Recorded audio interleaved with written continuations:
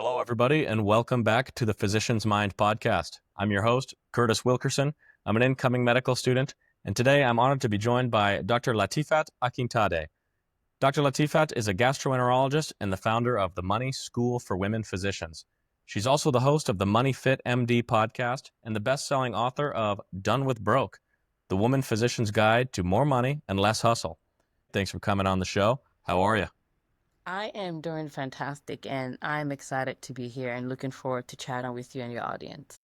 Awesome. So let's just get right into it here. Can you just tell us a little bit about yourself? Where are you from? What was your family life like? And what led to you being to where you are today? Wow, that's a big question. What led me to today? I have zero idea what led me here, but I'm here. And the reason why I say that is when I look back at my journey, if you told me this was going to be my life today, I would have laughed and asked you what kind of crack you smoking, because my life today has zero connection or zero resemblance to what I ever thought could be the best case scenario even. I grew up in Nigeria, moved to the United States when I was 18 years old.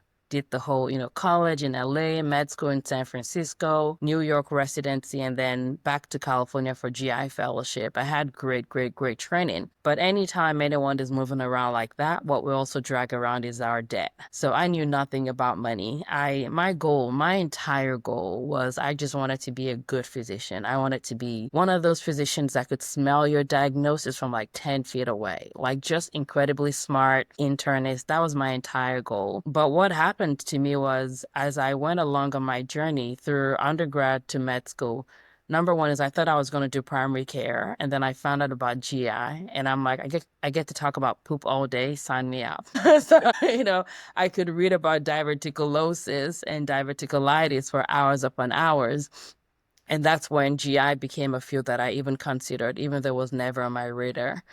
But then I finished medical school, went to residency, knew zero about money like many physicians. And it really wasn't until I was a fellow starting attendantship that I realized that something had to change. I realized that I knew nothing about money. I did not know what I was earning. I did not know what I owed or who I owed. And it wasn't because I was not smart. I'm a freaking physician. All physicians, in my opinion, are incredibly skilled and talented people. So it wasn't that. It was just that no one had ever sat me down or had a conversation about money with me. I had student debt. I had a six-figure in debt at that time, but I didn't even know how I was going to pay it off or anything like that. But I'm so grateful because I had this moment in time where I just looked into my future.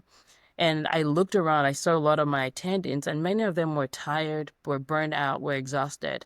And for me, I was like, there's so much that I sacrificed to be where I was as a physician.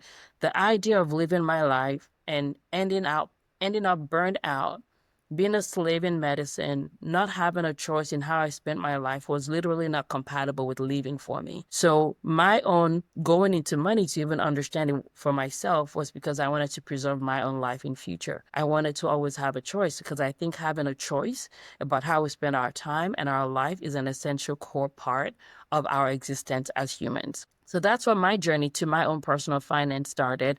And I was like, okay, how do you do money? Who do I owe?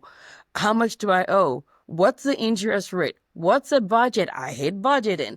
I don't love math. I could not figure out what a funky was like. All those things that I didn't know only because I had not been taught, and because I hadn't been taught in a language that made sense to me, I kind of started digging into that. And what I realized was I was shocked because I was actually making progress. We're getting better. I paid off my debt. My goal was to do it in 5 years. I paid it off in 2 years, 2.5 years without taking extra call, without doing anything crazy. Things just started to improve. And I'm like, wow, this stuff is actually not hard. No one just has explained it to me. At that point, like I mentioned, my goal was not to do anything business-wise. I don't like speaking. I did not like speaking. I just wanted to mind my own business and be a great doctor. That was literally it. I just said, if I can help my friends, that would be good enough. So I started helping my friends that were even in primary care, were like doing their finances. They started investing, doing the things that we all thought was for people that were, I don't know, that looked different or knew different than we did. And I still did not want to have a business because, again, I'm not joking when I'm like, I had no plans of any of this.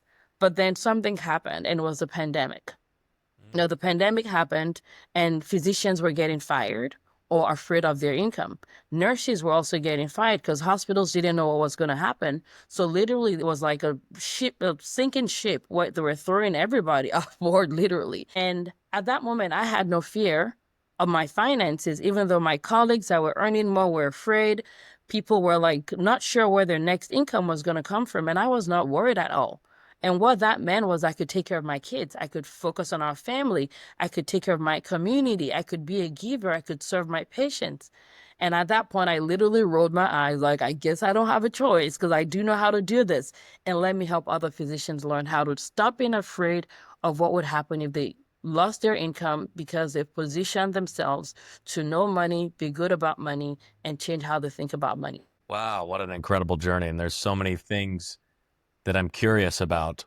First of which, when you were done with medical school and you realized you had so much debt and you had planned to pay it off in 5 years, what did you do to pay it off in 2? So when I finished medical school, had no plans about my debt. I mean, no one talked to us about anything. And I remember the financial aid office just said, you'll figure it out. That was literally all of the education that I got about money. And I went through residency ignoring it. I went through fellowship ignoring it. It was when I became more aware of the fact that I wanted a future that was not stuck, a future where I could focus on being a doctor without needing to worry about the finances, was when I said, okay, maybe I could pay this off in 5 years. And the reason why I said 5 years was I just picked a random number. I was like, I'm just going to pick a random number that sounds good. And at that point, my interests were about 6 point something percent. I also had some credit card debt as well. And so I refinanced the 6 point something percent. And at that point, I decided to do a variable rate. And the reason why I chose variable rate, and variable, for those that may not know, is variable. It can change at any point. I needed a motivation. So I'm like, okay, if I have this fire burning like under my butt, literally, maybe this would drive me to not ignore this and take care of it. So that's why I chose variable. And I was like, I don't know what's going to happen with the economy, but let me pay it off as fast as possible. So I ended up doing it in 2.5 years because I'm like, I told my husband, we're not leaving large. We're just going to keep doing what we're doing, except we're getting a housekeeper and a vacation sometimes. But every single money that I had was just like going into that. And now I've learned differently, and I may have done it differently now, to be honest with you, but I'm still glad that I did something with the money, because the most important thing is to do something that helps you in the future. The mistake many people do is, because most people in our society don't know about money, the moment they start to earn what feels like a large paycheck, they also inflate their living to become that. People would ask me questions like, what purse are you going to buy? What house are you going to buy? And there's nothing wrong with that. But none of those was going to help me have the future of freedom and choice that I wanted. Yes, yes, absolutely. It seems as though a lot of people, when they make that larger income, will inflate their lifestyle. That's a common phenomena, especially for physicians. And it's important to keep the ego in check there, because I've recently read, and I'm sure you've heard this book, Psychology of Money, how people will buy things in order to get others to think that they're rich. But the reality of the situation is everybody around you that you think is thinking about how rich you are is actually thinking about everybody else thinking about how rich they are, and that everybody's doing that on a different scale. And ultimately, nobody really cares. And if you're doing that with money that you don't really have and your debt is far beyond your income, you're just not in a good situation, right? And these are some important principles. And I agree. what you've done with MoneyFit MD is awesome. And I think you've done an awesome job sharing some of these principles. And I would love for you to expound upon what are some of the core principles that you teach as a mentor, as a coach, as a financial guru yourself? I wouldn't even call myself a financial guru, to be honest with you. And the reason why I don't is because I love being at the level of my people. And one of the biggest principle that I have when it comes to money is doing it imperfectly. And the reason why is, as physicians, we're type A personality, we're go-getters, we want to do it perfectly. And sometimes we really are afraid. We don't want to look, we don't want to face the fears, we don't want to judge ourselves, we don't want to like go, I suck. Look at what I've done with multiple 6 figures of income. And so I remind people that the goal is never to do it perfectly. And even until now, I remind myself that my goal is to do money imperfectly, because imperfect action actually leads to freedom. So for those that are listening, you don't have to be a guru to do it. You don't need to be a guru. And in fact, I did a non-intentional randomized trial. Non-intentional, where one of the first things I did when I decided that I wanted to be a financial adult was I did what many of my attendings told me to do, which was get an advisor. So I got an advisor, and coincidentally, the money that I put in the hands of the advisor, I had money with him, but we also had money with us. And we were not good with money, was the narrative that we told ourselves. And so the financial advisor was doing his thing, we were doing our thing, with not knowing what to do. And about a year or so later, we just happened to be looking at our finances, and we realized that when you look at what it actually costs for the financial advisor to manage our funds, and I compare that with what the return of his money and return of our money, ours was actually doing better. So at that point, I'm like, what the heck? Why am I paying someone for my money to do worse than me not knowing what I'm doing? So again, that is just to reiterate that you don't have to be a guru. I'm not saying financial advisors are bad, but my philosophy is if you're a physician, your job is to be the CEO of your finances. If you're not going to delegate putting in a chest tube, you're not going to delegate doing the doctorly job, you're spending a lot of your life's energy doing that work of earning that income. The least you can do is be the CEO of your life, because no one is going to care about your finances like you will. Because at the end of the day, when it comes down to the wire, if it's your financial advisor's kids' school fees versus you as your client's money, you already know who's going to win. It's your kids' school fees that's going to win.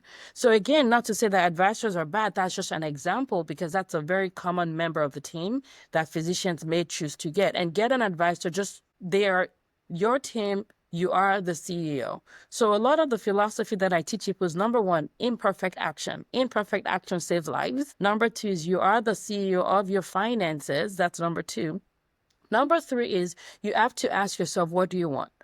What do you want? Because a lot of times we have this cultural expectation or assumption that you finish medical school, you finish your training, you work, you earn, and then you do that for a very long time. And then at the age of 65, you will retire.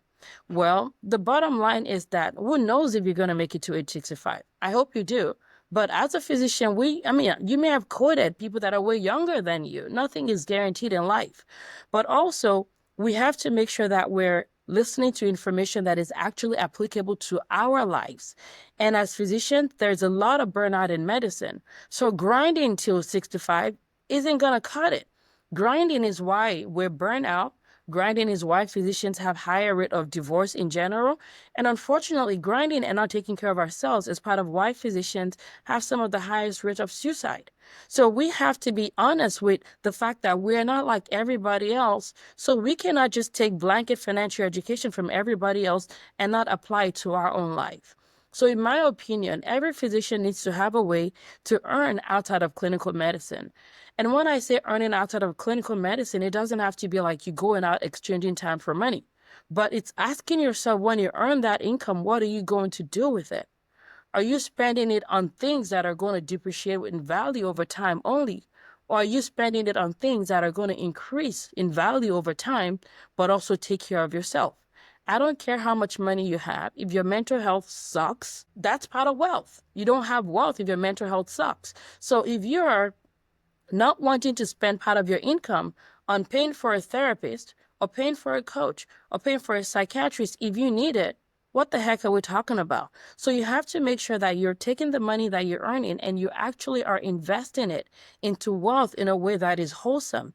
Wealth in terms of your mindset, your mental health, wealth in terms of whether it's stocks, bonds, real estate, buying businesses, whatever. Like the actual specifics doesn't even matter. But it's just making sure that your money is being put in vehicles that have a chance of like actually going up over time, not vehicles that's going to go downhill over time. The other thing that I like to remind physicians is when you don't know things, it all sounds like fancy. And when you spend time on social media, everybody and their mama, they act like money's got to be fancy. Money can be boring. This is not where you like catch your fun. I can literally tell you everything that I invest in like, I don't know, probably fits on this little paper that I'm holding in front of my head, hand. Like, it doesn't have to be simple. There's no FOMO when it comes to money. Do it well. Literally, you can invest in boring boglehead funds, and that can literally be like what gets you to seven figures. I love real estate personally. Some people say that I'm a glutton for punishment, but no, it's not that. It's because if you look at data, many of the people that are successful, the ultra successful, invest in real estate. But also, generational wealth is important to me. So, buying real estate is a tangible asset that I can take care of, that can has literally helped us accelerate our own journey to building our finances. So, those are some of the principles that I like to teach in general. I'm sure you're going to have more questions about that. Yeah, that is incredible. Imperfect action. The path to success is nonlinear. You're going to have ups and downs, but you can be wrong 50% of the time and still make a fortune. Being the CEO of your own life, taking control, and doing so by generating some passive income streams that can accelerate your well-being and allow you to get what you want out of your life, which you need to define because, like you mentioned, if you're just grind till you're 65, if you even make it to that point, you're going to look back and wonder, what have I been doing this whole time? I'm burnt out and I was miserable and I just didn't, it's just not a smart way to go about doing things. And I love how you mentioned that money can be boring, and particularly with stocks and investing, there's not much to investing in a couple simple mutual funds. You put money in at a particular time every month, no matter what, for 30 years, and that's a great way to watch your money grow through the miracle of compound interest. So awesome. And my next question for you also was some of the vehicles that you appreciate, and you mentioned real estate and stocks as well, which is very cool. We'll touch on the real estate thing, but first and foremost, with these principles now being shared, why do you think it's so important for younger medical students and even residents or new attendings to be familiar with this stuff, to have the financial knowledge? Why do these people need to be financially literate? I mean, to be honest with you, here's my thought. In order to be a well physician in 2025 and beyond, you have to care about your finances. You have to care about your finances. So this is not even a matter like wealth is a great thing, and I want every physician to, have wealth. But let's even keep it even more basic than that. In order to be well in medicine, 2025 and beyond, you have to be willing to walk. You have to be willing to walk. If you think about a relationship, the best relationships is when I'm like, you know what, Curtis, I could walk away, but I should choose to hang out with you. And you're like, Latifat, same, right? That is where the best of relationships exist. But unfortunately, with the history of medicine, physicians, we've delegated our power. Like, you don't delegate your power, you delegate things that are not important. But we've delegated our power to people that have now turned us into puppets in medicine. And until every physician is willing to walk, we're not going to fix medicine. You would get emails about people offering ridiculous amounts of money, like ridiculously low amount of money. And like, my plumber, which nothing wrong with a plumber, would make way more than that per hour. Why would you have the audacity to offer that to someone that is here saving lives? And I'm not saying that in a way that is entitled, but it's in a way of like understanding the value that you bring to the table. But when you're like, boy, I don't have a choice, I don't know, what am I going to do? Okay, so I'm going to digress for a second. Sure. Remember, have you seen this movie, The Incredible? Of course. Good. All right, good. Because if you have not seen The Incredible, I will question your judgment, everybody listening. So if you haven't watched it, go watch The Incredible. And I love this part with, what's her name? Auntie, whatever. The auntie, the one that makes all the costumes. Oh gosh, I haven't seen it Yes. in like 12 years, but Okay. the auntie. Yes, exactly, her. And she was talking to Elastigirl, when Elastigirl was like, I don't know where my husband is. I don't know where he is, blah, blah, blah. And she took a magazine or a book and she knocked her on the head and go, what is wrong with you? Don't you remember who you are? And I think the same is true for physicians. We've forgotten who we are. We've believed for so long that we're nobodies. We're at the mercy of insurance companies. We're at the mercy of hospital conglomerates. We're at the mercy of patient reviews, and we've forgotten who we are. And I think for me, the way that I think about it is money is a tool that empowers us. It gives you a way to have the freedom to live so that you can actually stand in your power to decide what is best for your patients, what is best for you, what is best for your family, because we know that when you are well, you're going to be able to take care of your family even better. So it is not a choice. You could choose to not, but I don't think that any smart physician should live their financial life without being taken care of, because walking is the best gift you can give yourself. At least a choice to walk. Yeah, well said. It's absolutely the tool that allows us to live great lives. I mean, of course, money is not the end, but rather the means. So Absolutely. beautiful, beautiful. I think a lot of younger people and particularly our early medical students who are about to take on this massive burden of debt will appreciate some of that insight. So, with that being said, what are some of the strategies that you often recommend for people to effectively generate enough income to be considered wealthy, to be able to do what they want with their time, whether it's work or vacation or whatever they are, whatever they choose to do without having to worry about their next paycheck? What are some of the things you recommend that people can get to that stage? For early career future physicians that are just starting out, one of the most prudent things that I would say is try to keep your debt as low as possible. Try to. And I know that, yes, I mean, I would not have been able to pay for med school without debt. So I know that not everyone can have someone that's going to pay for their tuition or whatever. I hope to be able to do that. I will be able to do that for my kids. But like, I did not have that, but I'm still grateful for the opportunities that I had.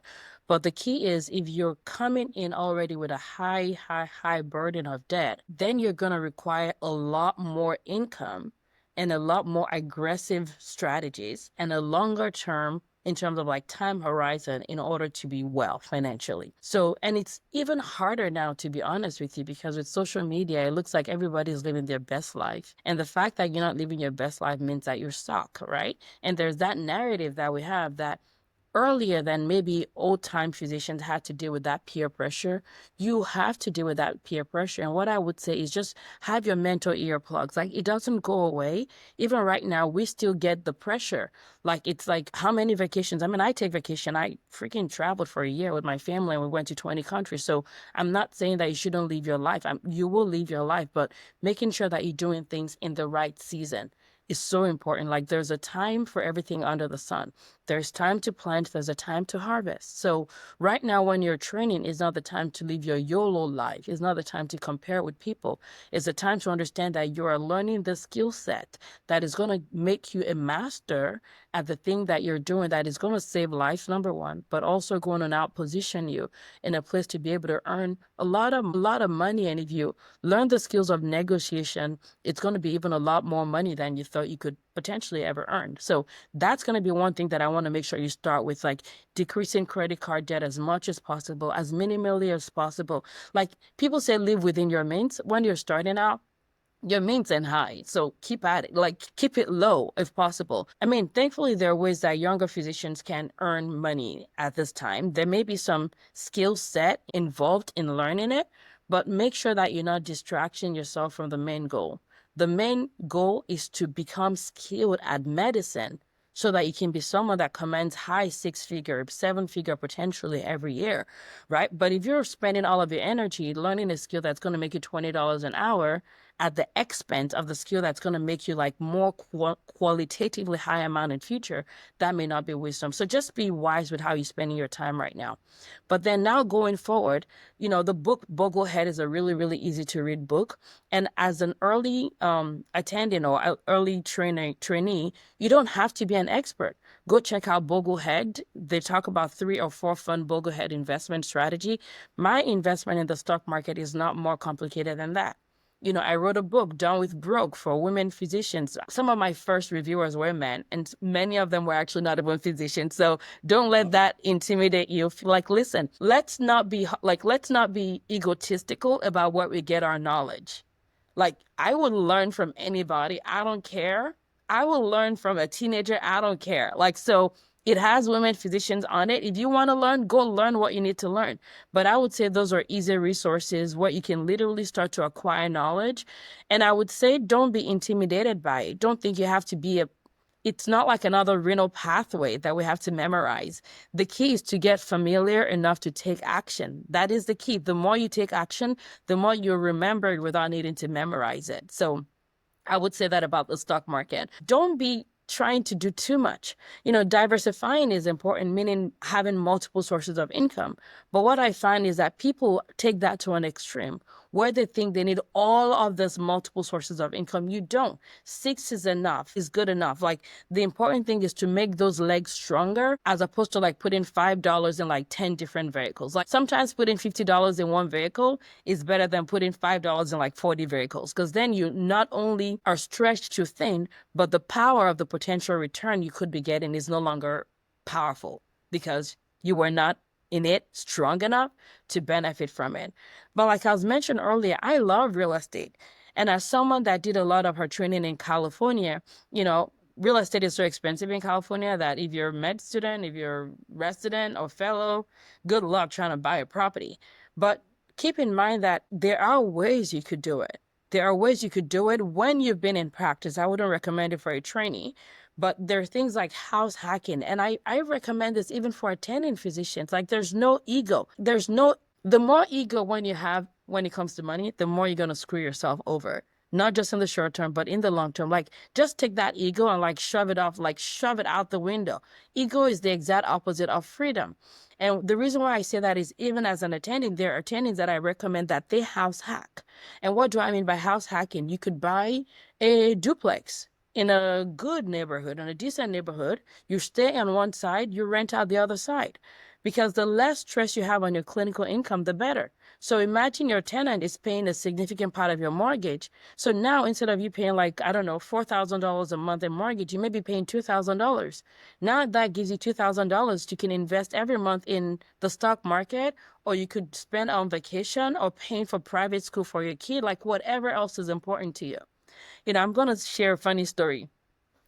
My car that I bought when I was a fellow was a RAV4, and very functional car, nothing wrong with it. But like, many of our medical assistants would even drive like fancier cars than I would drive. But I don't care. You're not in my net worth. Like, the car gets me from point A to point B. I don't care.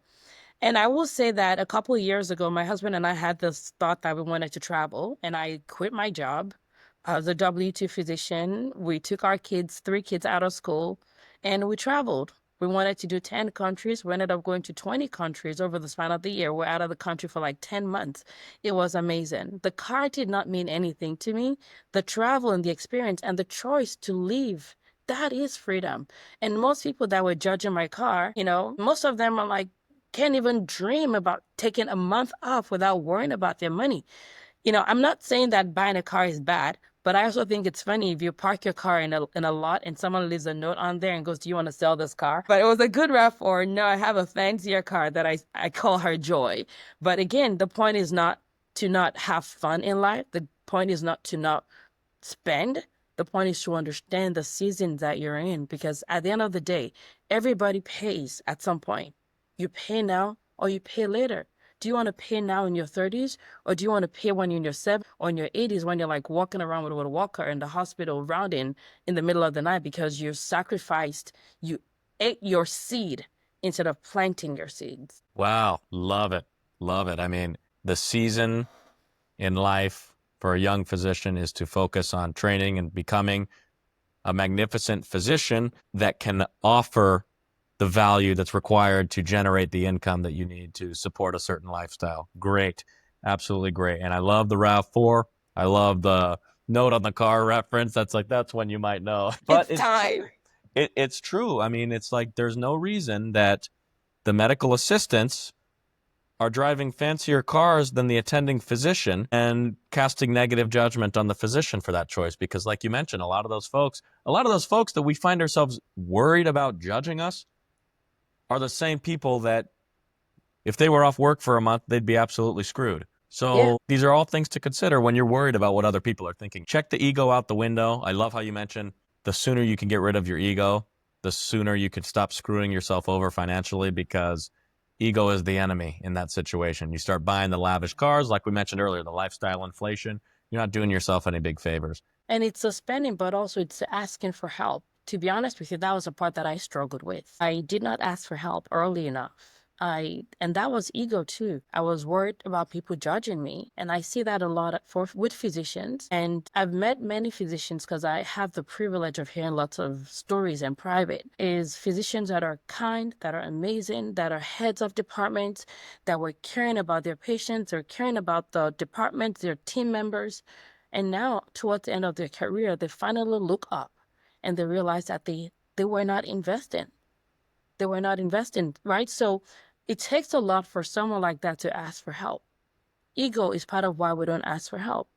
And, the more I've realized that I have nothing to prove, I have nobody to impress, the more money I've had, the more joy, the more freedom, the more net worth. And that's why, I still practice medicine now. I love it, but I practice on my terms. I do 6 to 8 shifts of GI a month. I love GI. I love what I do, but I also get to serve physicians outside of the examination room. But my life is continued just every day. You just got to wake up and shut that ego out. Ask for help. Closed mouths don't get fed. Ego is going to lead you, it's going to keep you broke and crying in private when you could just be asking for help. Oh, yeah. Well said. There's nothing wrong. I think I honestly don't know what it is that people fear when it comes to asking for help. Perhaps it is that negative judgment, but I'm a big advocate for just putting yourself out there in whatever it is, whether it's making a connection for medical school or asking somebody for some financial tips. People don't want to look stupid, obviously, but sometimes when you're the dumbest one in the room, that's an advantage for you because you're learning. Absolutely. Anytime I'm in a room where I'm the smartest, it's time to change the room. Mm-hmm. Mm-hmm. The less I know, the more I get value in return. And it's just a humility thing. I'm still learning. And that's why, for me, sure, you can call me whatever you want. I call myself an educator, a mentor, a coach, but it's just a reminder. I always have something to learn. I'm never too big to learn. I'm never too great to learn, to listen. And I think that it's just a daily reminder for myself as well. And I truly, truly think that many people would benefit from keeping their egos in check every day. Well said. Well said. And you mentioned as well living below your means. Robert Kiyosaki wrote he's written this in a few of his books. A very interesting point here about the power of words. And there are words of people that are broke and words of people that are rich. And he says the difference is profound in what you tell yourself, the story that you put in your mind, and how you ascribe certain situations. It's all a matter of perception. And what Kiyosaki mentions is that rather than thinking, okay, I need to live below my means, think, what can I do to increase my means? And in his case, it was through real estate. Real estate is obviously a powerful way to be able to enhance your means. And I'm curious what your approach to learning about real estate was. What were some of your first steps, and what has your journey been since the beginning in real estate to now? And what are your goals in the future? Absolutely. I love real estate. And that's, again, not something that I ever thought I was ever going to do. My goal was, like I mentioned, when I started learning about money, all I knew was, oh, people say debt is bad. So I paid off my debt. And I sold my husband on us paying off my debt fast. And I said, if we pay off the debt, we'll be free. And then we paid off the debt and we still are not free. All we had was no debt, but still no asset, right? And then I was like, actually, I take that back. I should do real estate, which meant going back into debt. And so our strategy was, there are many ways to learn real estate. We chose to take a course. And I'm a huge fan of courses. I'm intentional about my time. I'm intentional about what I invest in. But I think that sometimes we have to ask what is of more value to you in that season. You can go online and learn about real estate. You can Google. I chose to take a course. And what that course did was give me the knowledge and the information that I needed in a short amount of time so that I was spending less time in the learning and more time in the doing. And as a mom of 3 kids, then 2 kids, now 3 kids, that was critically important. So I'm so grateful that I did. So that's what I took a course. And it was about learning how to invest in real estate, what numbers to look for, what makes a good deal, what makes a bad deal. And when it comes to real estate, there are different ways. And in general, you can be an active investor or you can be a passive investor. An active investor means that you are the landlord. A passive investor means someone else is taking care of stuff and you're more of a financial contributor to them doing the work. So there's someone else that's active. There is many times, there can be a correlation between the risk, the work, and the return.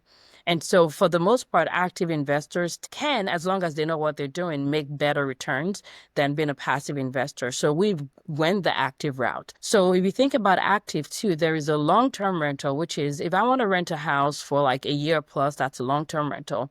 If I want to rent things like short-term, like Airbnb, like night to night. That's short term. And then there's medium term rental in between that, which is usually like a month or more, like more of the month to month. And there is risk benefits to either one of those groups of options that I just mentioned.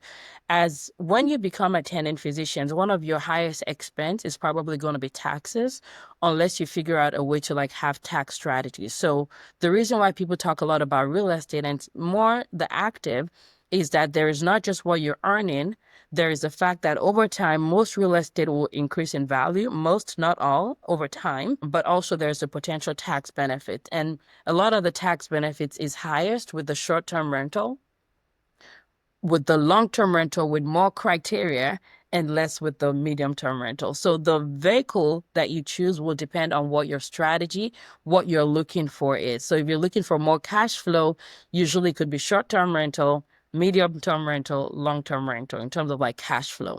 But also that's the risk and correlates with the return as well. So for us, we've done all three. We've done short-term rental, we own short-term rental, we own long-term rentals, and we also have done medium-term. I want to make sure that your audience understands too that anytime you're talking about just like a medication, you're looking at the risk-benefit assessment. The same is true with the vehicles that you choose and when it comes to money. I'm a huge believer of the fact that you have to understand the positive and also negative consequences that your decisions may be making on people, on society, on environment, and those sort of things. So with real estate, it's great, but there's also potential effects. If you own a bunch of short-term rent, it can negatively impact communities. And I say that because many decent people think about that, but I want to make sure that you're learning and asking, how can I decrease the effects? So for example, when we're investing in short-term rental, we're very intentional about only investing in places that has regulations. The places that have regulations, I've already thought about the impact on their community, on their neighborhood, and they've decided that we will only allow this number of real estate short-term rentals in a certain zip code.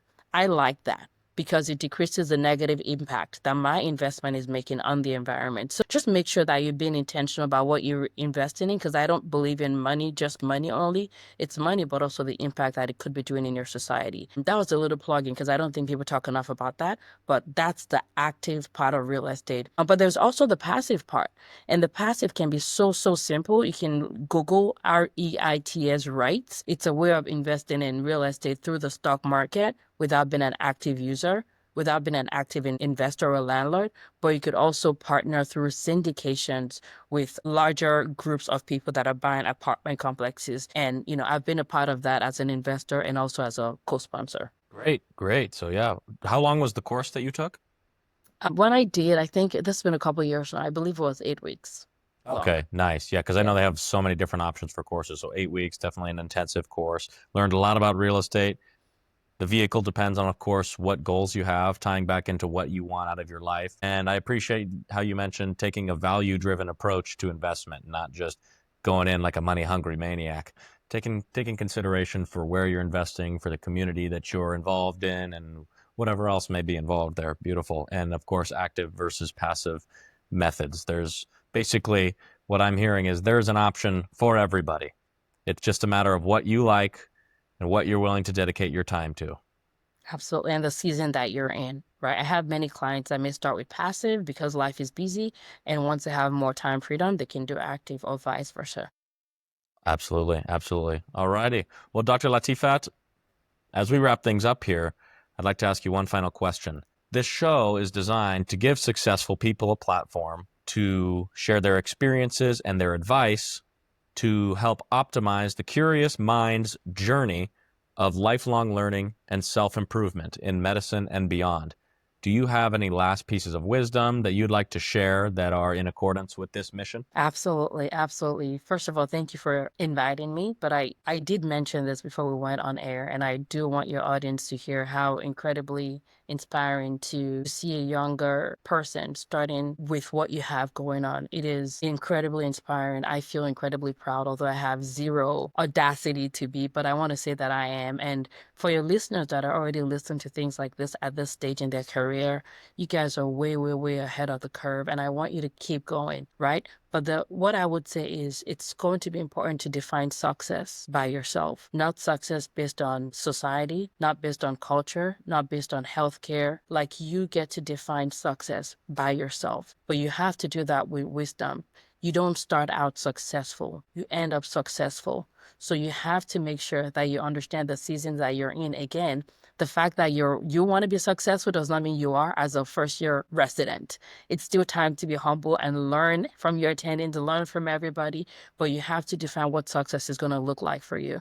For me, success is freedom. Success is being able to walk. Success is not being dependent on my clinical income only for income. That is success. Success is being able to pass on generational wealth and wisdom to my kids so that they, regardless of what they choose to do in their life with their income source, they know how to make money. They're going to be successful regardless. So define success for yourself and reach out to people that can support you. Many of us are busy because our times are packed, but just know that we're rooting for the next generation. Man, I sound old.